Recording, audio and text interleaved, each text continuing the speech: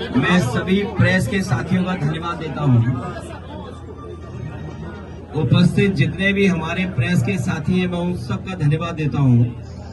साथ ही साथ हमारे बहुत बड़ी संख्या में समाजवादी साथी हैं जो इस घर में भी हैं और बाहर में देख रहा हूं बड़ी संख्या में जनता और समाजवादी साथी दिखाई दे रहे हैं। हमें दुख है इस बात का कि ब्रजेश राठौर की जान चली गई और लापरवाही की वजह से जान चली गई। जहां सरकार को न्याय देना चाहिए था, संवेदना प्रकट करनी चाहिए थी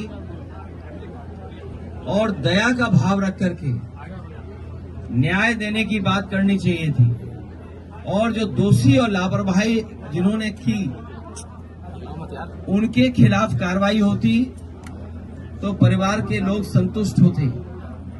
लेकिन जहां न्याय की बात होनी चाहिए थी वहां सरकार ने अन्याय किया है और कोई परवाह नहीं की।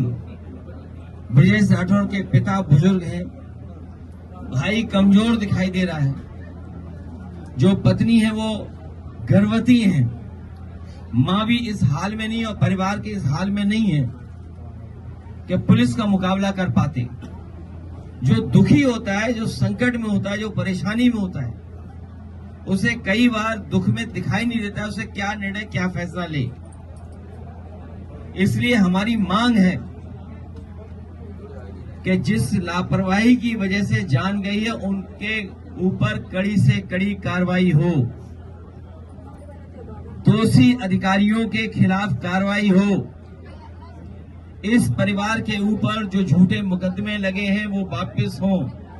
परिवार के साथ साथ सरकार ने दबाव बनाने के लिए, अधिकारियों ने दबाव बनाने के लिए अज्ञात में तमाम लोगों के नाम रखे हुए हैं और अज्ञात इसलिए रखे हुए हैं जिससे किसी को भी परेशान कर सके और वसूल सके, पैसा वसूल लें और अन्याय कर सकें। ये दुखी परिवार है, गरीब है।